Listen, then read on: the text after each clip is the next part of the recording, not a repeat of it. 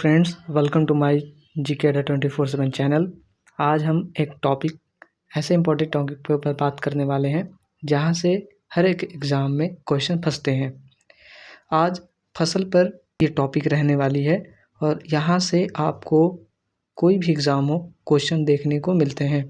चलिए स्टार्ट करते हैं। एग्ज़ाम ओरिएंटेड है, वही चीज़ें आपको कम समय में, कम टाइम में जो आप रिवीजन कर सकें एग्ज़ाम से पहले, आपको इस वीडियो में देखने को मिलेगा।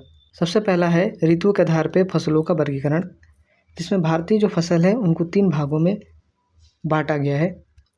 पहला है रबी की फसल। इसकी जो बुआई के समय जो है अक्टूबर नवंबर में हम सब रबी की फसल को बोते हैं, सर्दियों की स्टार्टिंग में बोई जाती है। कटाई का जो समय होता है मार्च और अप्रैल के महीनों में आपको देखने को मिलेंगी, जब गर्मी की शुरुआत होती है तब। प्रमुख फसलें कौन कौन सी हैं रबी के? गेहूँ, जौ, चना, मटर, सरसों, आलू और मसूर। मैंने वही लिखवाए हैं जो एग्ज़ाम में ज़्यादातर पूछे जाते हैं। बेफालतू के पढ़ने से कोई मतलब नहीं है।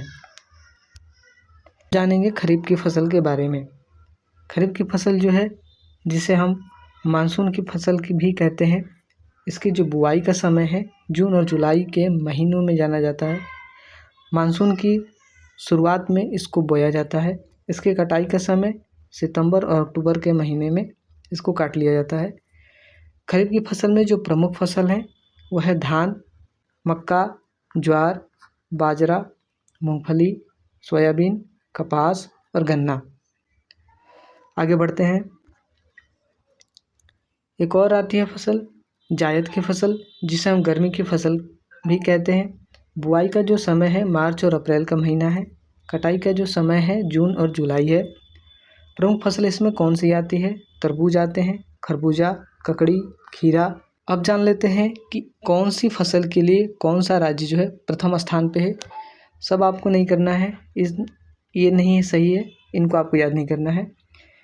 चावल जो पहले स्थान पे हैं उन्हीं के बारे में आपको पढ़ना है। चावल में जो पहले स्थान पे राज्य होता है पश्चिम बंगाल में सबसे ज़्यादा चावल का उत्पादन होता है।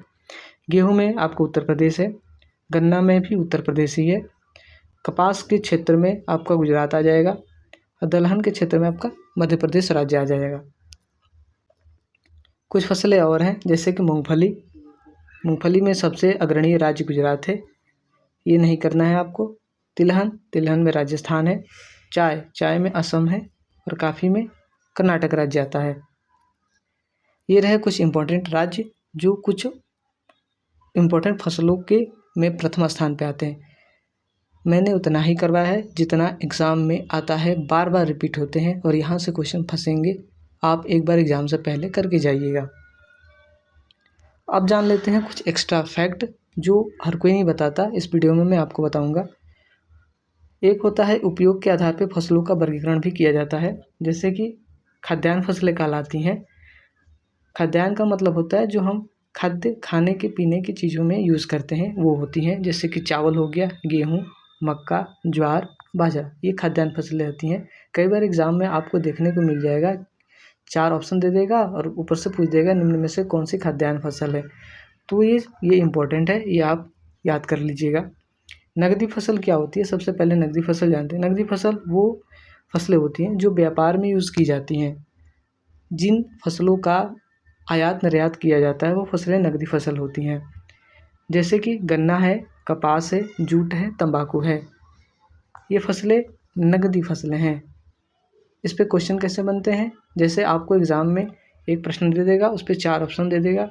4 ऑप्शन में पूछ लेगा कि निम्न में से कौन सी नगदी फसल है, तो आपको बताना होता है।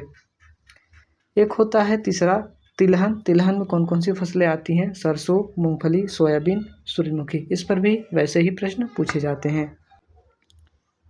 एक्स्ट्रा फैक्ट में और जान लेते हैं, कृषि से जुड़े महत्वपूर्ण बिंदु भी होते हैं जो बार बार एग्ज़ाम में आपको देखने को मिलते हैं।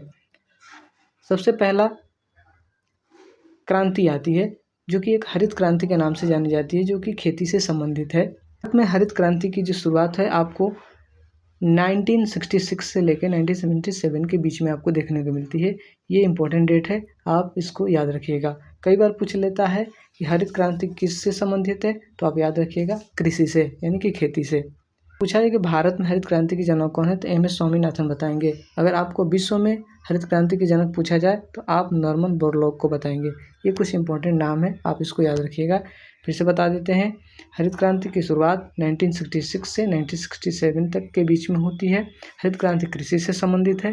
हरित क्रांति के विश्व में जनक आपको नॉर्मन बोरलॉग को माना जाता है और भारत में जनक आपको एम.एस. स्वामीनाथन को माना जाता है। आती है जो कि इसी कृषि से संबंधित है, जिसको हम श्वेत क्रांति के नाम से जानते हैं। ये दुग्ध उत्पादन से संबंधित है।